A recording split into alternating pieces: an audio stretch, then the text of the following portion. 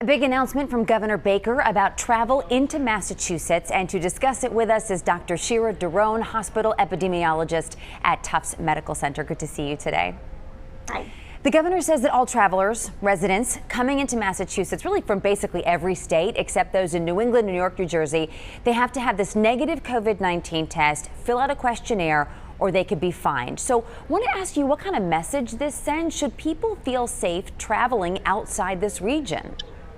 Well, the message it sends, Emily, quite simply, is that we have worked too hard here in this area of the United States to bring our numbers down to where they are today, to have it derailed by people who leave the state and come back, or people who travel from parts of the country where there's a lot of transmission.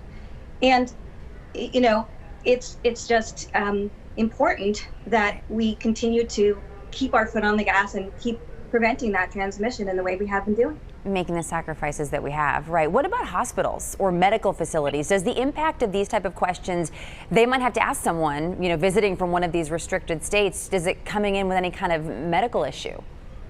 Well, one of the exemptions to the rule is that people who are coming for medical care do not have to be tested or quarantined. But healthcare facilities are going to have to look at their policies around people who are coming for non-urgent visits who may have traveled outside the state. So let's shift gears a bit and talk about testing. There is a rapid test that more travelers are relying on. Results in about 15 minutes. We have talked about this. It's this antigen test. Can you explain how this is different and how we know the results are reliable? Yeah, the antigen tests are rapid, which is nice, and they're readily available, or increasingly so. The problem is that although a positive is usually a true positive, there are just a lot of false negatives. So a negative test is not necessarily reassuring that you don't have COVID-19. Okay, so that PCR test really is the one that you should be going with. All right, finally, I want to ask you about this situation in Chatham. Officials there reporting that 13 people have now tested positive for COVID-19. It's all tied to this house party earlier this month. What can be done to make sure that anyone who was at that party doesn't potentially spread the virus to others?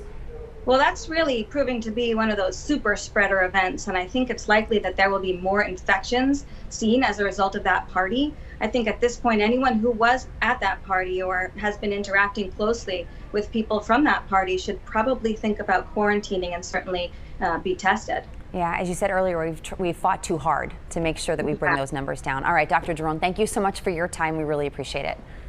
Bye-bye.